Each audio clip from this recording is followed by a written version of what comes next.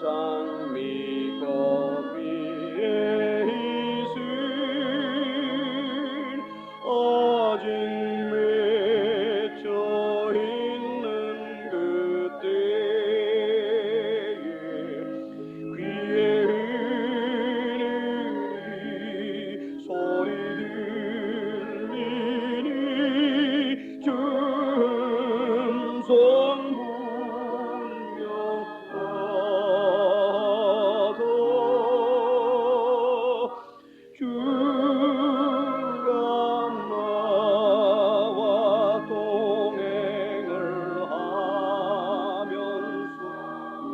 나를 친구 삼으셨네.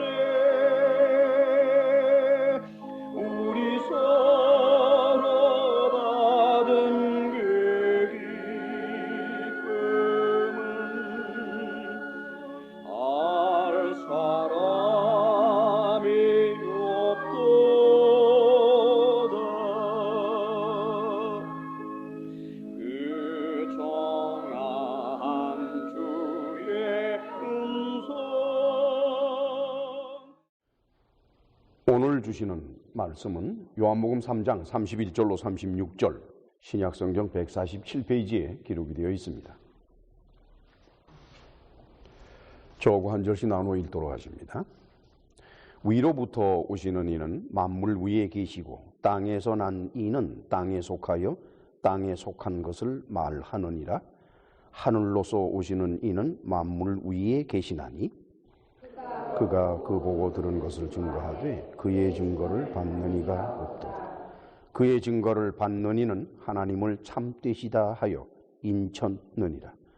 하나님의 보내신 이는 하나님의 말씀을 하나니 이는 하나님이 성령을 한량없이 주심이니라. 아버지께서 아들을 사랑하사 만물을 다 그 손에 주셨으니 아들을 믿는 자는 영생이 있고 아들을 순종치 아니하는 자는 영생을 보지 못하고 도리어 하나님의 진노가 그 위에 머물러 있느니라. 아멘. 우리는 계속해서 요한복음을 강해하고 있습니다. 강해라는 것은 엄격히 말해서 설교는 아닙니다, 여러분. 제가 이 자리에 서서 여러분들에게 말씀을 전하는 때에 그것은 설교라고 말하기는 어려워요. 왠건히 저는 성경 본문을 강해하는 사람이기 때문에 따라서 여러분들과 함께 성경을 읽고 또 원어성서를 살펴보고 또 다른 신학자들의 견해도 일컬어가면서 그러면서 우리는 그 성경 속에 담겨져 있는 뜻을 풀어내고 또 찾아내고 우리가 알아들을 수 있도록 해석을 하고 그 일을 지금 이 자리에서 하고 있는 것입니다. 일반적으로 설교라 그러면 목사님들이 주제 설교하는 거, 목사님이 당신의 신학적인 사상이나 또는 철학적인 사상이나 또는 삶의 철학이나 뭐 그런 여러 가지 그 목사님의 그것을 교인들에게 전하는 과정에서 성경 구절을 이용을 하고 이해적절히 그런 것은 이제 설교라고 말할 수가 있어요. 그러나 강해는 엄격히 말해서 설교는 아닙니다. 따라서 여러분들과 저는 성경을 한 절씩 한 절씩 읽어가면서 그 뜻을 해석을 하고 또 그 뜻 속에 담겨져 있는 비밀을 찾아내고 그걸 세상 앞에 내놓는 일을 하는 사람이옵시다. 그렇기 때문에 저는 여러분들 앞에서 설교를 하는 이 시간에 제가 알고 있는 것을 여러분들에게 전하는 것이 아닙니다. 또 제가 갖고 있는 저의 독특한 신학 사상을 여러분들에게 전하는 것이 아니고 삶의 철학을 여러분들에게 전하는 것이 아닙니다. 다만 여러분들과 함께 성경 본문을 해석하는 일을 인도해 나가는 그 역할을 하는 게 바로 저입니다. 기독교 교회란 무엇일까? 우리는 교회라 그러면은 제일 먼저 건물을 생각하고 두 번째로 교파를 생각을 하고 세 번째로 목사나 신부를 생각하도록 되어 있습니다. 기독교인들이 모여 있는데 그 자리에 목사나 또는 그를 인도하는 신부가 없다 그러면 과연 사람들이 그들을 교회라고 불러줄까요? 아무리 진실되게 성경을 읽고 또 깨달으려고 애를 쓰고 할지라도 그 자리에 인도자인 목사나 신부가 없으면 선뜻 교회라고 인정을 하려고 하질 않습니다. 그게 교회일까? 우리는 에베소 2장 20절로 22절 사이에 기록으로부터 교회라는 것이 과연 무엇인지 그걸 좀 살펴보도록 하십시다. 에베소 2장 20절로 22절 신약성경 312페이지 같이 읽으실까요? 너희는 사도들과 선지자들의 터 위에 세우심을 입은 자라. 그리스도 예수께서 친히 모퉁이 돌이 되셨느니라. 그의 안에서 건물마다 서로 연결하여 주 안에서 성전이 되어 가고 너희도 성령 안에서 하나님의 거하실 초소가 되기 위하여 예수 안에서 함께 지어져 가느니라. 사도 바울은 에베소 교인들에게 교회라는 게 뭐냐 그걸 설명을 할 때 여러분들은 사도들과 선지자들의 터 위에 세우심을 입은 사람들입니다. 이렇게 말하고 있어요. 세웠다, 세우심을 입었다라고 번역한 헬라어 원어가 에포이코도메텐테스예요. 그것은 에포이코도메오의 변형인데 빌트예요. 그러니까 건축해 나가는 걸 말이에요. 세웠다는 뜻은 두 가지가 돼요. 우리말로 세운다는 말에는 두 가지가 되는데 하나는 넘어진 것을 일으키는 것을 세운다 그러고 그 다음에 또 하나는 쌓아서 올리는 것도 세운다라고 말을 하지요. 근데 여기에서는 이제 쌓아서 올리는 것을 의미한다라고 볼 수밖에 없습니다. 그 다음에는 사도들과 선지자들의 터라 그랬어요. 그 터 위에 토 세멜리오 톤 아포스톨론 카이 프로페톤. 근데 여기 흥미로운 것은 터라고 하는 것이 파운데이션, 기초를 말하는 건데 그게 세멜리오스의 변형입니다. 그런데 그 세멜리오는 단수예요. 단수. 복수가 아니고 단수고 그 다음에 사도들 그리고 선지자들 아포스톨론, 프로페톤 이건 다 복수예요. 그러니까 사도가 한 사람이 아니라 여러 사람의 사도들 또 선지자들 여러 명의 선지자들 그 사람들이 무엇을 만들어냈는데 그게 터가 됐다는 거예요. 그 터는 복수가 아니라 여러 개가 아니라 하나의 터라는 거예요. 그게 과연 뭘까요, 여러분? 사도들과 선지자들은 이 세상에 뭘 남겨놓는 거니? 말씀을 남겨놨어요. 하나님의 말씀 또는 하나님과 있었던 일들 이런 여러 가지를 남겨놨습니다. 근데 그런 것, 그 말씀은 다 모여서 하나가 됐어요.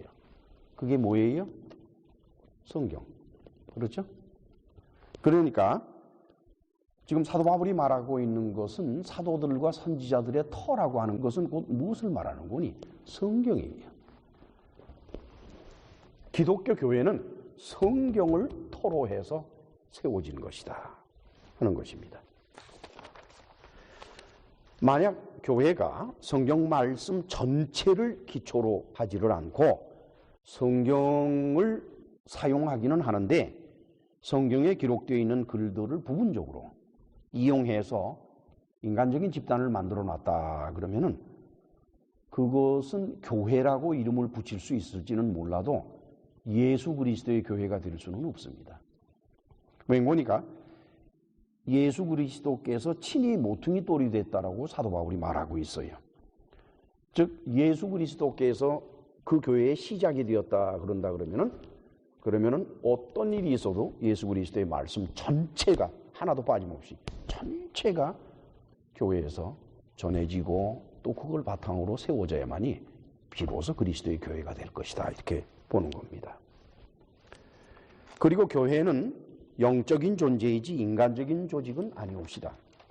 우리말에 여기에 너희도 성령 안에서 하나님의 거하실 초소가 되기 위하여 예수 안에서 함께 지어간다 그래가지고 성령 안에서 지어져 가니까 하나님하고 성령하고 다른 것처럼 이렇게 나타나 있는데 원문은 그와는 달라요. 원문은 카토이 케테리온 토 디우 엔 부뉴마티. 부뉴마티 하기오스가 아니라 부뉴마티예요. 그러니까 성령이 아니라 그냥 영이에요. 그래서 엔 부뉴마티, 그것을 우리말로는 성령 안에서라고 번역을 했는데 그건 그렇게 번역이 돼서는 안 됩니다. 그렇게 번역을 하기 때문에 삼위일체 하나님이 무너져 버려요. 성령 따로, 하나님 따로, 아들 따로, 아버지 따로 다 따로 놀아요. 그럼 굉장히 심각한 문제를 일으키게 돼 있습니다. 신학적으로. 이건 엔 부뉴마티 하는 것은 영 아니다, 바뀌다 하는 그런 뜻보다도 영적인 것이라는 뜻입니다. 즉 교회라고 하는 것은 영적인 것이지 물질적인 게 아니라는 거예요. 건물을 지었기 때문에 교회고 사람이 모였기 때문에 교회가 될 수가 없는 겁니다. 그건 물질이에요. 교회라고 하는 것은 영적인 거라는 거예요. 스피리추얼한 것이다 하는 뜻에서 지금 사도 바울은 에베소 교인들에게 교회의 특성을 말하고 있는 거예요. 예수 그리스도의 교회는 생기면서부터 핍박을 받고 살았습니다. 처음에는 이제 유대교인들에게 핍박을 받고 유대교인들에게 회방을 곳곳에서 받았어요. 그때는 대부분의 그리스도인들은 유대교인 중에서 회심한 사람들이기 때문에 이방인들은 없던 시절이었어요. 그러다가 이제 서서히 번져나가서 나가는 와중에 주후 60년경에 네로 황제가 자신의 방화 사실을 은폐하기 위해서 기독교인을 이용했잖아요. 그때부터 시작해서 그리스도인들에 대한 조직적인 로마 제국의 탄압이 시작이 됐습니다. 그건 여러분들이 아주 잘 알고 있는 것이지요. 예수 그리스도의 교회는 그 박해 속에서 잡초같이 지하로 숨어 들어가고 피해 도망다니고 이랬지만은 참 오염되지 않는 순수한 복음 안에서 살았던 때입니다. 그러다가 이제 로마 제국에서 콘스탄틴 대제가 밀라노 칙령을 통해서 기독교뿐만 아니에요. 종교 전체 모든 종교를 다 허용을 했지요. 그래서 그 밀라노 칙령이라고 합니다. 그렇게 함으로써 이제 기독교는 모든 종교 중에 하나니까 기독교가 비로소 이제 박해에서 벗어나서 숨을 돌리게 되었단 말이에요. 그게 주후 313년의 일이었습니다. 그 다음에 콘스탄틴 대제는 아프리카에 무슨 서신을 보내는 거니까 그 아프리카 지역에 있는 기독교 교회의 성직자들, 그 성직자들의 면제권을 줘라 이렇게 됐어요. 면제권이라는 게 뭘 말하는 거니? 오늘날도 마찬가지 우리는 세금을 내야 되고 그렇죠? 국가를 위해서 해야 되는 병역의 의무라든가 납세 의무라든가 이 의무가 있어요. 그 의무를 제해줘라 이겁니다. 그래서 아프리카의 성직자들은 부역이라든가 군역 이런 것을 면제받았어요. 근데 그게 아프리카 기독교 교회에만 머무는 것이 아니라 주후 319년에 로마 제국 산하에 있는 전체 교회에 확산돼서 적용됐어요. 핍박의 대상이고 박해의 대상이고 화형당하고 참살당하고 기독교 교회의 지도자가 된다는 건 그걸 의미했던 겁니다. 그러던 것이 느닷없이 교회 지도자가 되면 부역도 안 나가고 군역도 안 나가고 세금도 면제받고 여러분 생각해 보세요. 그러면 얼마나 좋아요. 그러니까 앞을 다투어서 할 수만 있으면 성직자가 되려고 그러지 않겠어요?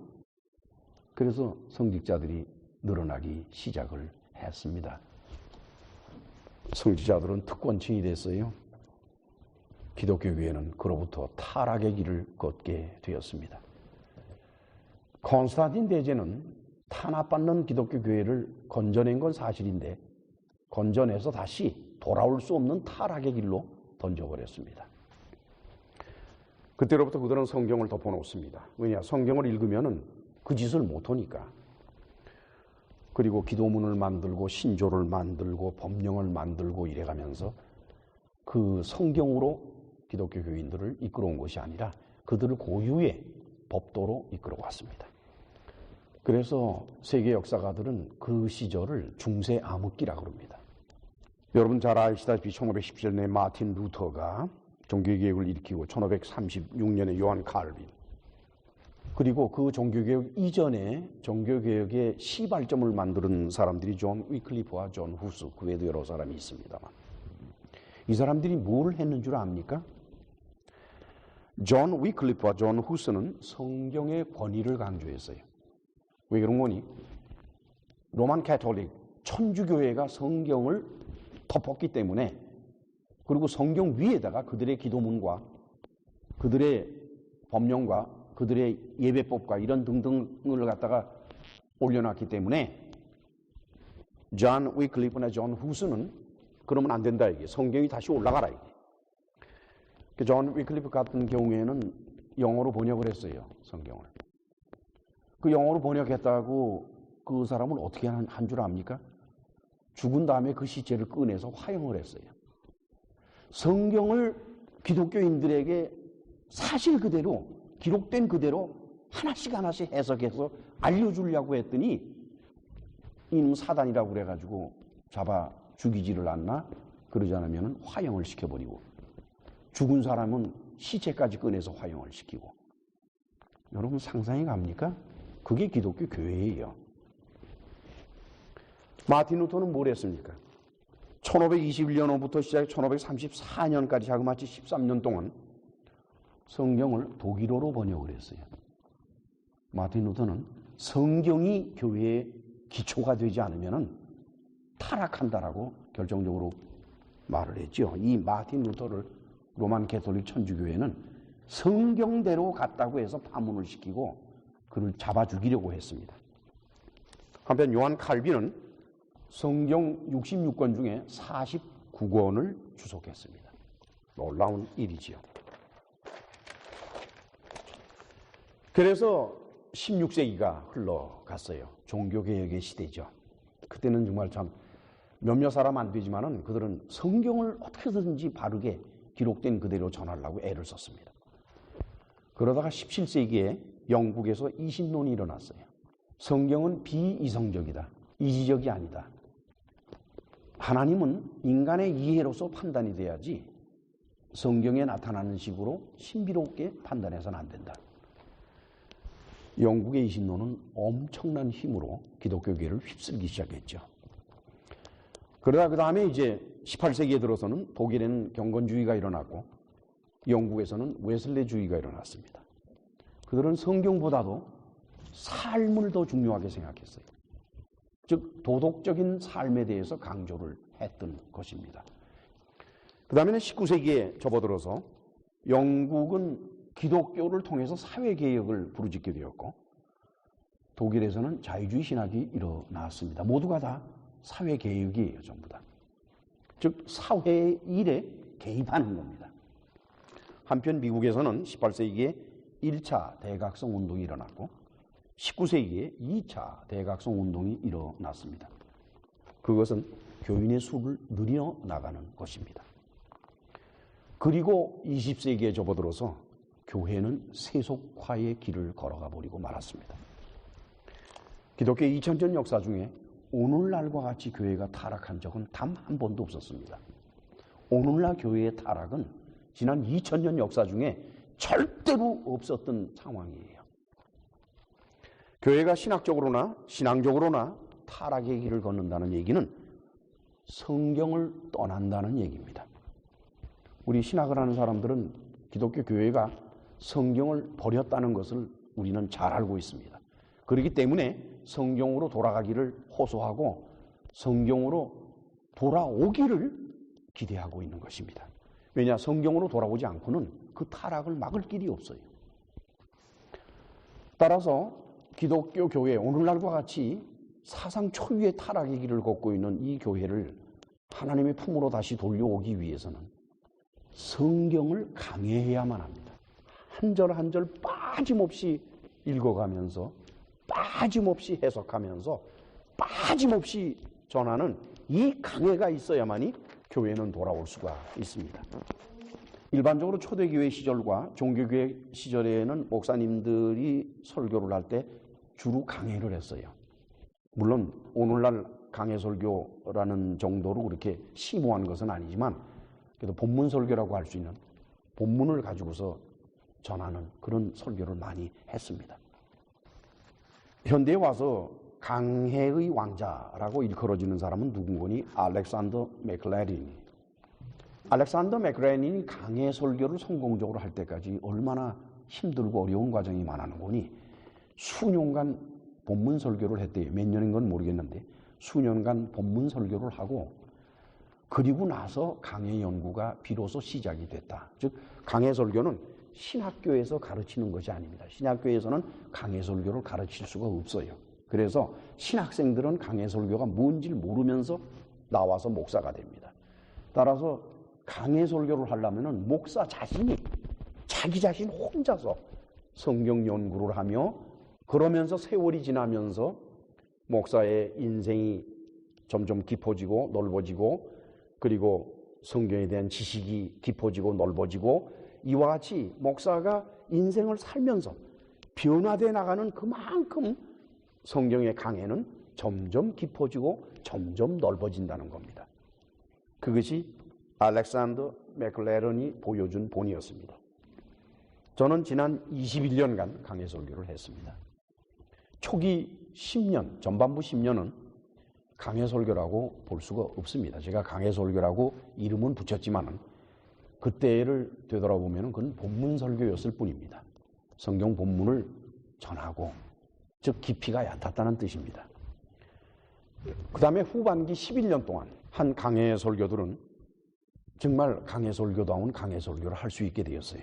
그 가운데에서도 여러분들과 제가 만들어 왔던 지난 7년간의 서부한인교회에서의 강해 설교는 그 넓이와 깊이가 갈수록 성장하는 그런 강해 설교였습니다. 우리는 매주 한 편씩 강해 설교를 만들어낼 때마다 성경에 숨겨있는 비밀들을 한 조각씩 한 조각씩 들추어낼 수가 있었습니다. 우리는 성경을 기록한 사도들도 아니요 선지자들도 아닙니다.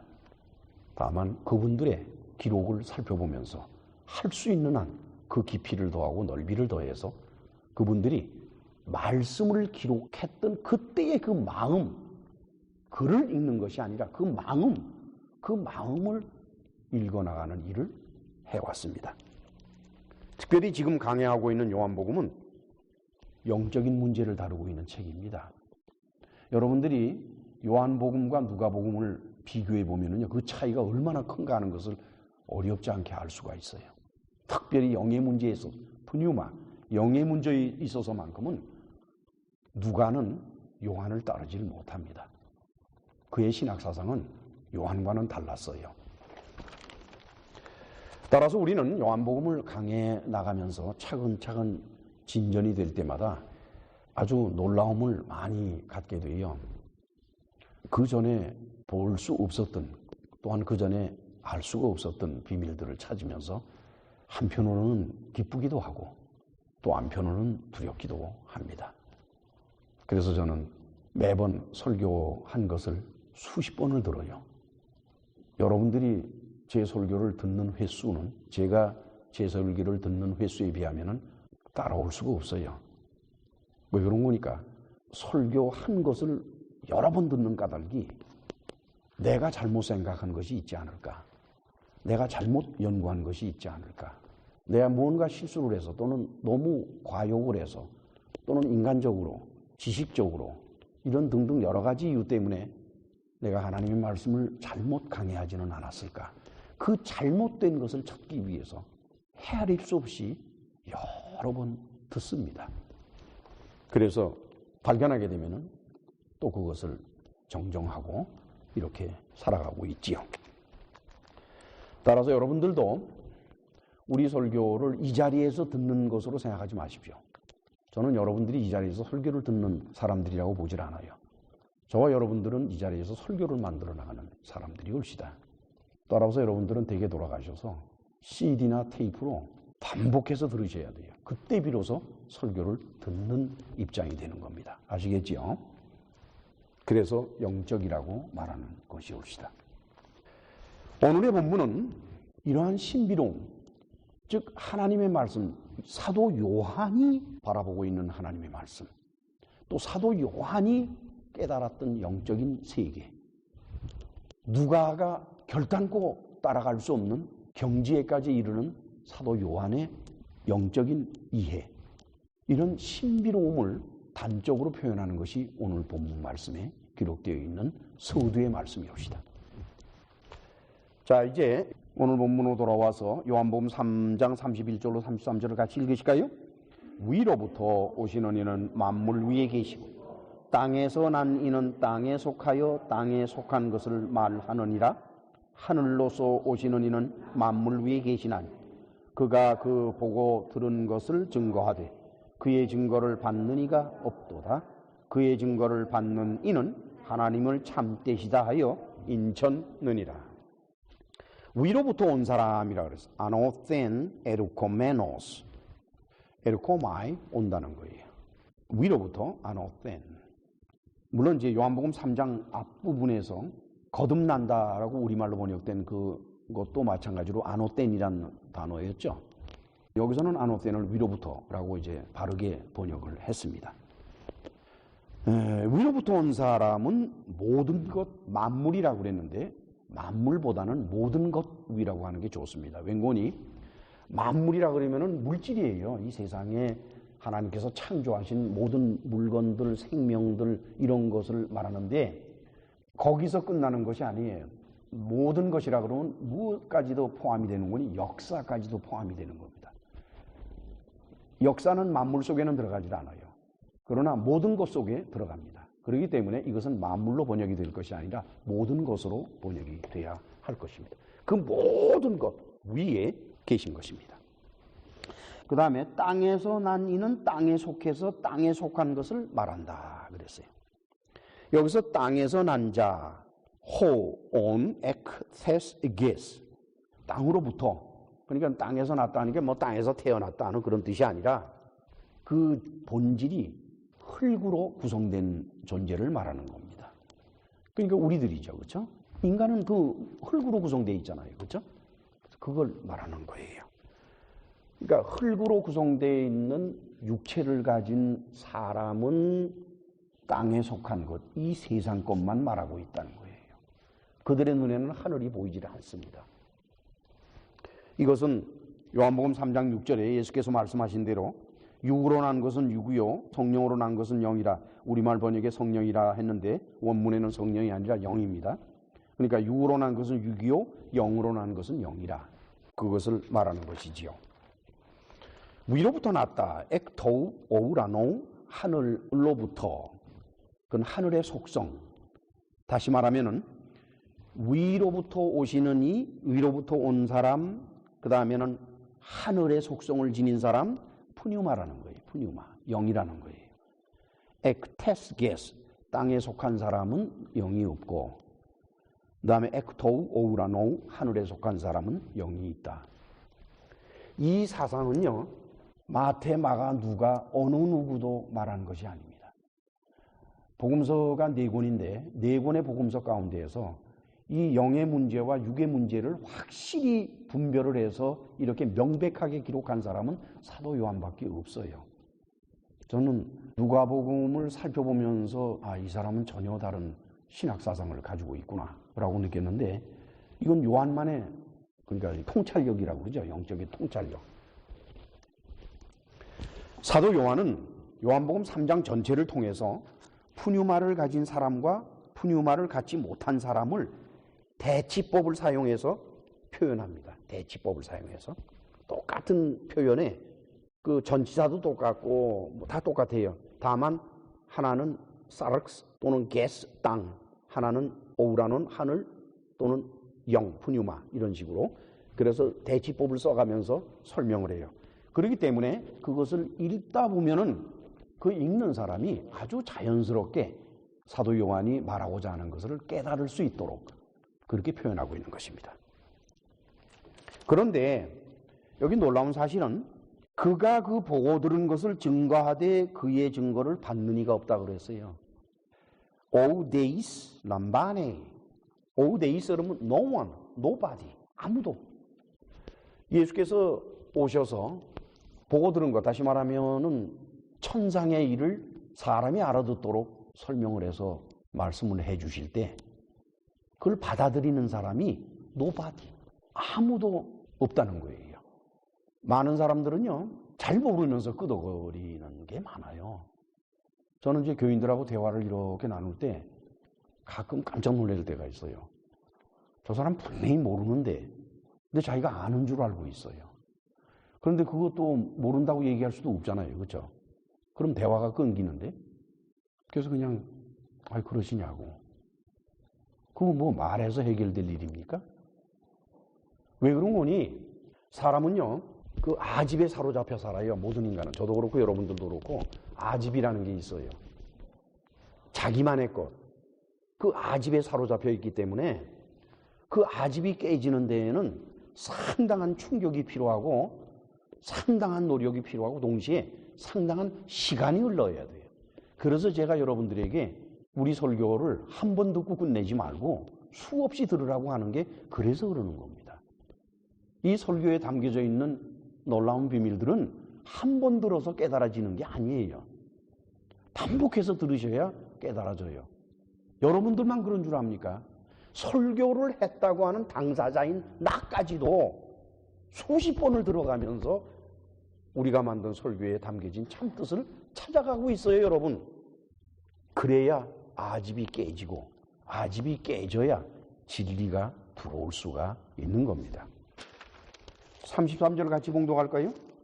그의 증거를 받는 이는 하나님을 참되시다 하여 인천느니라. 저는 이 말씀에 우리말로 번역된 이 말씀이 뭔지를 도저히 뜻을 알 수가 없어요. 저는 우리말로 번역된 이 말씀을 읽으면서 도대체 뭘 말하는 걸까? 이해하기가 참 어려웠었습니다. 여기에 놀라우게도 이 받아들인다 하는 것들, 그 다음에 인을 쳤다 하는 것들의 헬라어를 바라보면 전부 과거형이에요. 과거형. 아까 받아들이지 못한다라고 하는 건 현재형이었습니다. 그런데 이거는 과거형이에요. 그럼 옛날에는 받아들였고 오늘은 못 받아들인다는 뜻일까? 아닙니다. 이 과거형을 쓸 때는 if, 만약에 라는 경우가 해당이 됩니다. 그의 증거, 즉 예수 그리스도께서 하신 말씀, 그거를 통해서 증언하신 그 모든 것들을 받아들이는 사람은 단 한 명도 없는데 만약 그의 증거를 받는 사람이 있다 그러면은 그 사람은 하나님이 진실되다는 것을 확신하는 사람일 것입니다 하는 뜻입니다. 하나님이 진실되다고 하는 것을 확신하지 못하는 사람은 예수 그리스도의 증거를 들어도 받아들이지를 못하는 거예요. 받아들이지를. 즉 예수 그리스도의 복음을 받아들이기 이전에 사람은 하나님에 대한 신뢰, trust, 신뢰가 확실해야 돼요. 사도 요한은 요한복음 읽는 사람들에게 예수 그리스도의 복음을 받아들이지 않습니까? 그렇다면 당신은 하나님을 참되다고 신뢰하지 않는 겁니다. 얼마나 도전적인 말입니까? 이 유대 지식인들이 자기들이 하나님을 신뢰한다라고 믿고 사는 사람들 아니에요? 그런 사람들한테 당신들이 예수 그리스도의 복음, 내가 지금 썼고 앞으로도 계속 쓸 그 예수 그리스도의 복음, 그 예수 그리스도의 말씀을 당신들이 받아들이지 않는다 그러면은 내가 단한적으로 말하겠는데 당신들 하나님 믿는 사람들 아니야. 유대교인으로서 랍비 소리를 듣고 별짓을 다 해도 당신은 하나님을 신뢰하는 사람들이 아니야. 저는 이걸 이렇게 바라보면서요.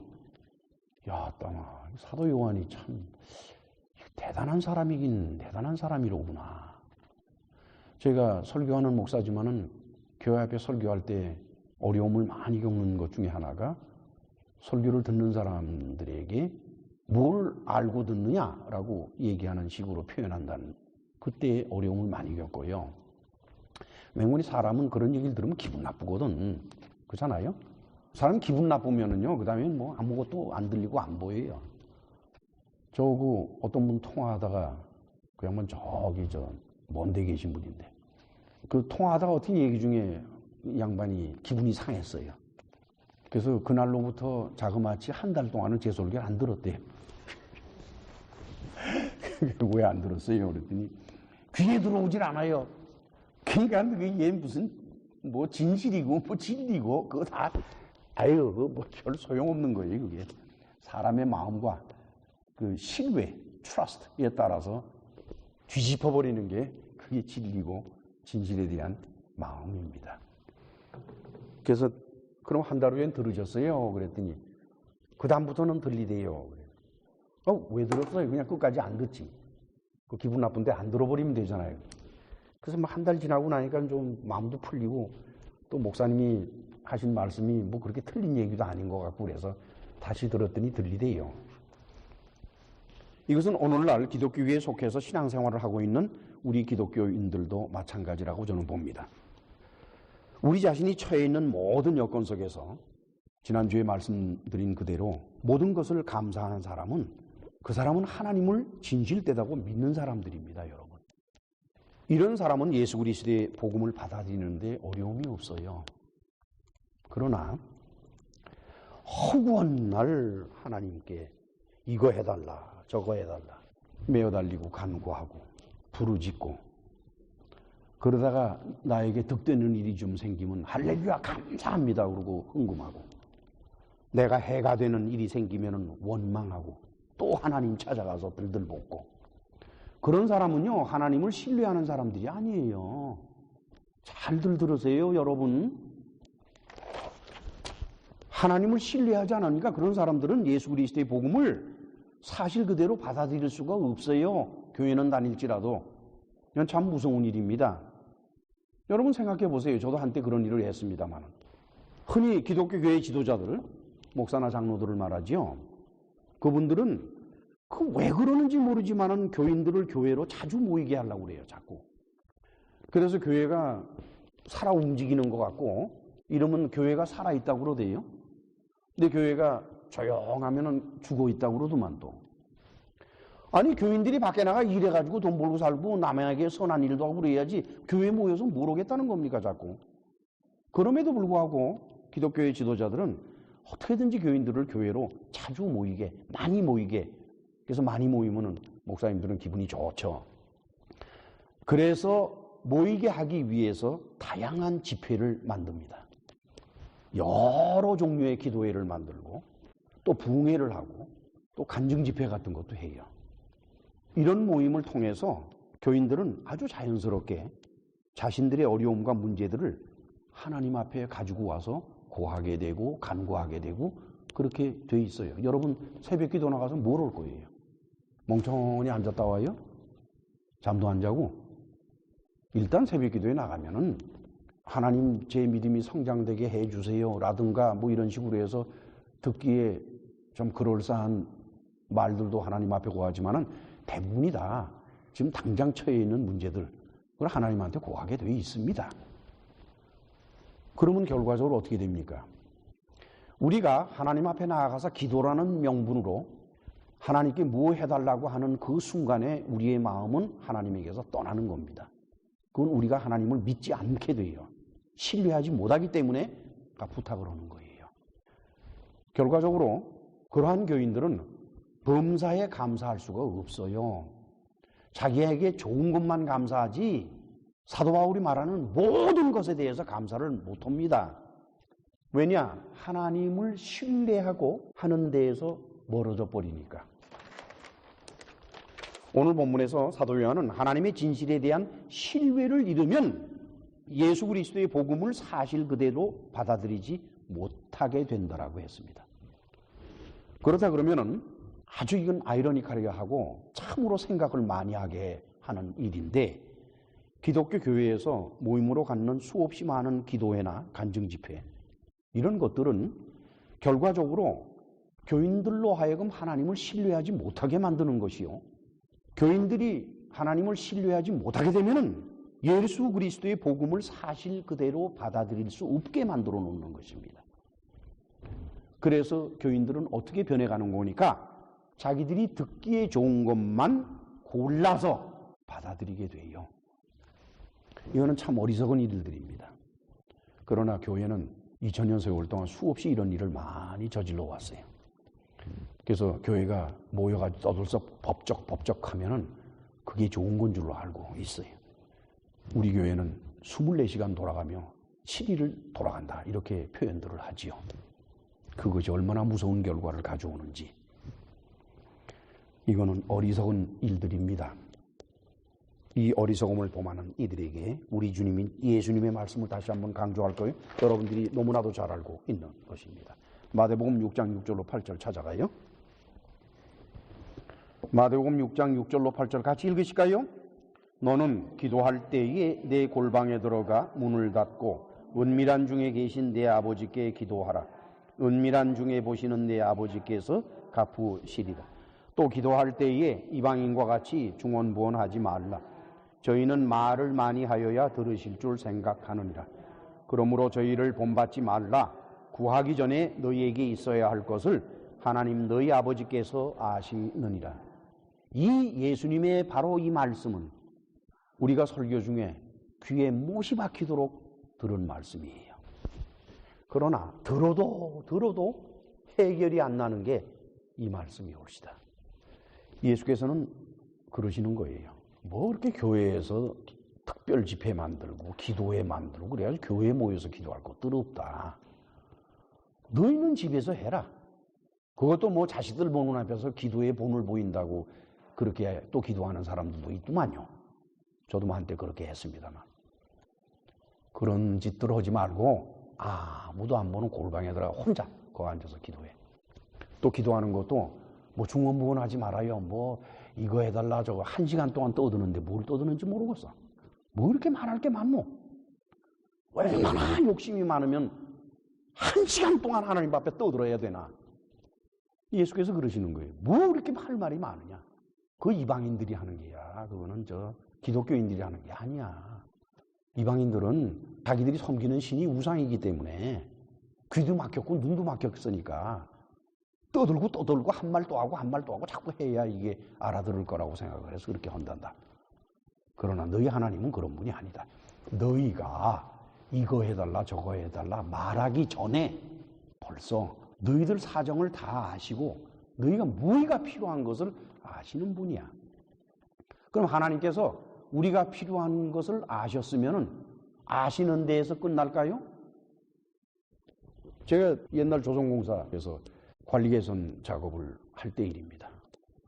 무지 오래전 일인데 거기 조선소 소장이 매일 아침마다 인원 현황을 보고받아요.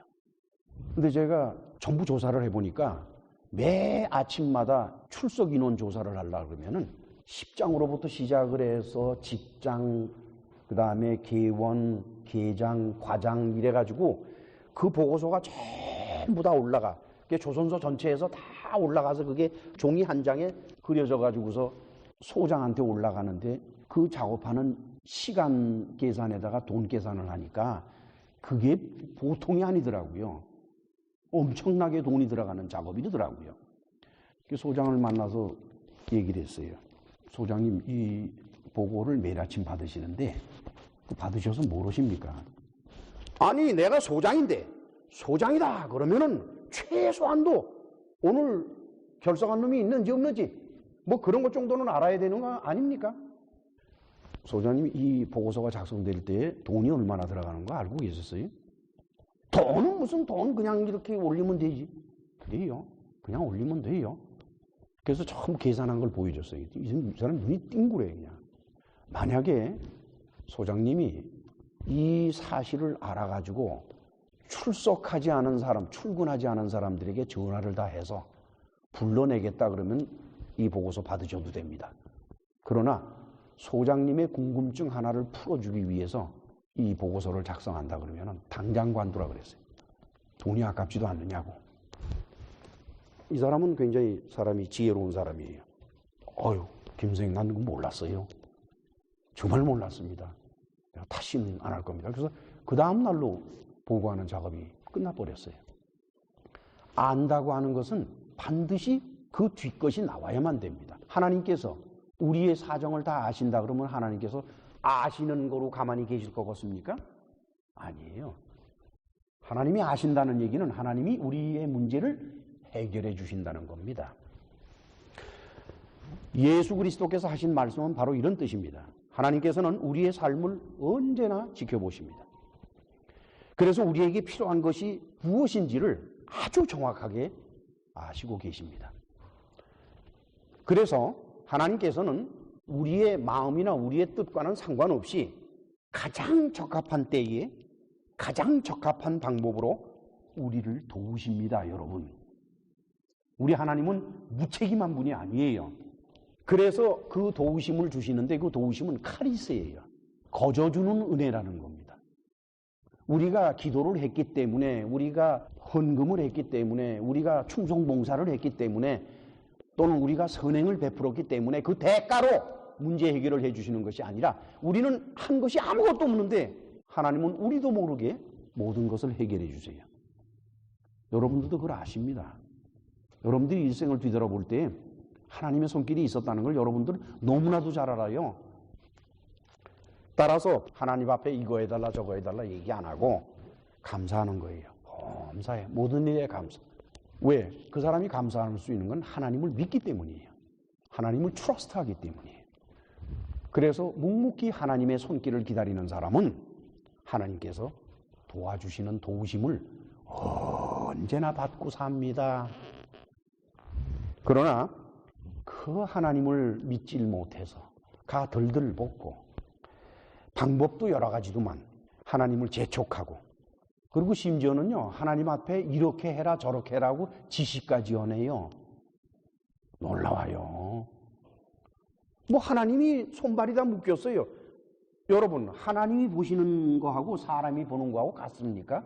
하나님은 위의 것을 보시고 사람은 땅의 것을 바라보며 기어다니는데, 그러니 사람이 자기 생각에 내 문제가 이렇게 해결되면 된다라는 것이 과연 옳겠습니까? 그러겠습니까? 전에도 말씀을 드렸습니다마는 기독교인들이 평생토록 한 기도 그 내용대로 하나님이 그대로 다 해주시면요, 아마 죽어도 여러 번 죽을 거고 망해도 여러 번 망할 거고 망신을 당해도 여러 번 당할 겁니다. 그런 사람들은 하나님께로부터 도움을 받지 못합니다.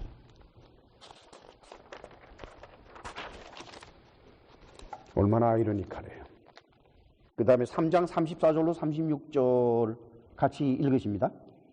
하나님의 보내신 이는 하나님의 말씀을 하나니 이는 하나님이 성령을 한량없이 주심이 아버지께서 아들을 사랑하사 만물을 다 그 손에 주셨으니 아들을 믿는 자는 영생이 있고 아들을 순종치 아니하는 자는 영생을 보지 못하고 도리어 하나님의 진로가 그 위에 머물러 있느니라. 하나님의 보내신 이는 하나님의 말씀을 한다. 타 레마 타 토우 데우예요. 이게 레마로 했어요. 로고스가 아닙니다. 레마로 했습니다. 그래서 이것은 하나님이 말씀하시는 것을 전하는 하나님의 말씀, 그걸 말하는 것이 아니라 하나님이 하시는 일을 말하는 겁니다. 지난번에도 말씀을 드렸습니다만 로고스라고 하는 것은 호노마와 레마가 합쳐진 거라고 그랬죠. 레마는 동사고 호노마는 명사다. 그래서 명사와 동사가 합쳐져서 로고스, 말이 생겨나게 된다라고 했죠. 그 중에 레마니까 레마는 하나님의 일, 이렇게 보는 게 좋습니다. 그리고는 뭐라고 기록이 되어 있는 거니까 이는 하나님이 성령을 한량없이 주신다라고 기록이 되어 있는데, 오가르 에크 메트로 디도신 토 푸뉴마, 이것도 마찬가지로 성령이 아니라 이게 영입니다. 영. 성령을 한량없이 준다 이렇게 해서 자꾸 성령을 물건시화하는데 그 참 불경스러운 일이에요. 여러분, 삼위일체 하나님은 영이신데 뭐 영을 준다 자꾸 그러니까 이건 보통 심각한 문제가 아닙니다. 제3위 하나님을 어떻게 줍니까? 그렇잖아요. 그래서 토프뉴마 이렇게 된 것은 영을 주는 것이 아니라 영적인 것을 주는 것을 말하는 겁니다. 즉 하나님께서는 당신의 아들에게 한량없이 무언가를 주시는데 뭘 주시는 거니? 영적인 것을 주신다는 거예요. 영적인 것은 바로 뭔 거니까 하나님의 일입니다. 하나님의 일은 전부 영적인 것이에요. 세상 일을 주는 것이 아니라 하나님의 일을 주신다는 겁니다. 아시겠죠? 3장의 11절로 12절을 다시 바라보면요, 진실로 진실로 내게 이르노니 우리 아는 것을 말하고 본 것을 증거하노라. 그러나 너희가 우리 증거를 받지 아니하는도다. 내가 땅의 일을 말하여도 너희가 믿지 아니하거든. 하물며 하늘 일을 말하면 땅의 일은 물질적인 것이요 하늘의 일은 영적인 것이라는 거예요. 내가 이 땅에서 벌어지는 물질적인 것에 관한 문제에 관해서 얘기를 해도 너희들이 받아들이지 않는데 하물며 영적인 일을 말했을 때 누가 그걸 받아들이겠느냐? 그것이 예수께서 하신 말씀이 옳시다. 아들을 믿는 자는 영생을 얻을 것이고 아들을 순종치 않는 자는 영생을 보지 못할 뿐만 아니라 하나님의 진로가 그 위에 머물러 있다라고 합니다. 근데 여기에서 머물러 있다라고 우리말로 번역된 그 헬라어 단어가 메노예요. 메노우라는 것은 머물러 있다, stay, 머물러 있다 하는 뜻도 물론 있습니다만 그러나 그보다 먼저 remain한, 남아있다는 뜻이에요. 오르게, 진노, 도우대우, 하나님의 진노는 옛날부터 거기에 있었는데 하나님의 아들을 믿으면은 그 하나님의 진노가 사라지는데, 그죠? taken away, 사라지는데 하나님의 아들을 믿지 않기 때문에 그 진노는 옛날부터 거기 있었는데 그 진노가 사라지지 않고 remain, 남아있다는 거예요. 그렇다 그러면은 사도 요한은 지금 여기서 누구를 대상으로 얘기한다고 볼 수 있습니까? 여전히 유대인들을 대상해서 말하는 거예요. 유대인들이 모세 율법에 따른 하나님의 저주, 곧 하나님의 진노 아래 유대인들은 머물러 있었어요. 그래서 갈라디아서에서 사도 바울은 그 진로를, 그 하나님의 저주를 없애기 위해서 아들이 오셔서 나무 십자가에 못 박혀서 대신 하나님의 저주, 그 진노를 받아들였다. 그래서 더 이상 없다. 믿는 자들, 아들을 믿는 자들은 진노가 없다. 그것은 유대인들에 대한 것입니다. 유대교인들. 우리 같은 이방인들은 뭐 하나님의 계명이 없는데, 율법이 없는데 율법에 따른 축복은 또 어디 있으며 율법에 따른 저주는 또 어디 있겠습니까? 그건 율법 받은 유대인들에게나 관계되는 거지 우리 같은 이방인들에게는 상관없는 거예요. 사도 요한은 하나님의 아들을 믿는 믿음을 순종으로 표현했어요. 순종으로. 보십시다. 36절 같이 읽으실까요? 아들을 믿는 자는 영생이 있고 그 다음 아들을 순종치 아니하는 자는 영생을 보지 못. 이것을 대치법으로 그냥 썼다 그러면은요, 아들을 믿는 자는 영생이 있고 아들을 믿지 않는 자라고 해야 되겠지요. 그런데 사도 요한은 믿지 않는 자로 하지를 않고 순종하지 않는 자 이렇게 했습니다. 이제부터 요한은 예수님의 말씀과 행적을 쓰게 될 것입니다. 계속해서 그에 앞서 구원과 예수님의 말씀이 갖는 관계를 강조하는 것입니다.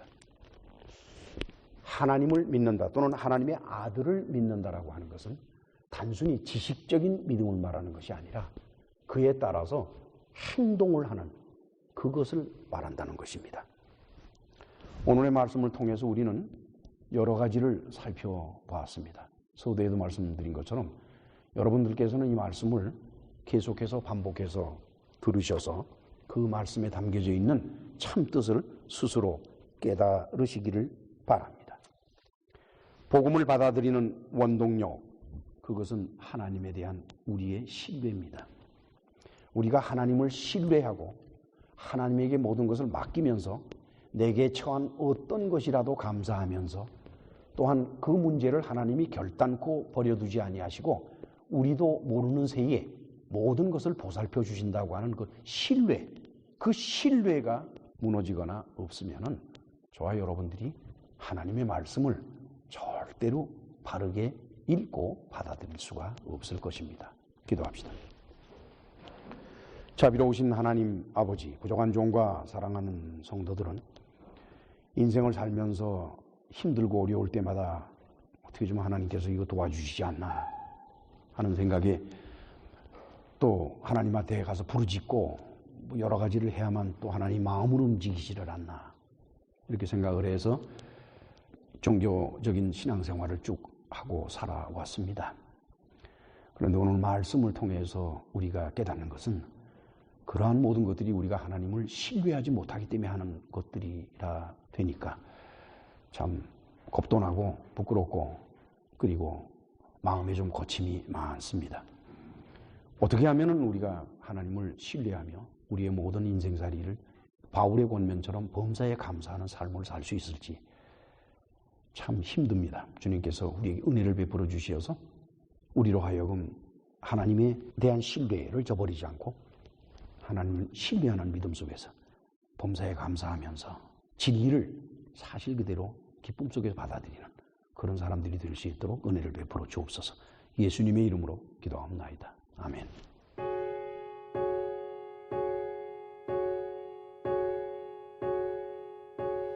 There is a fountain filled with blood drawn from Emmanuel's veins, and sinners plunged beneath that flood lose all their guilty stains,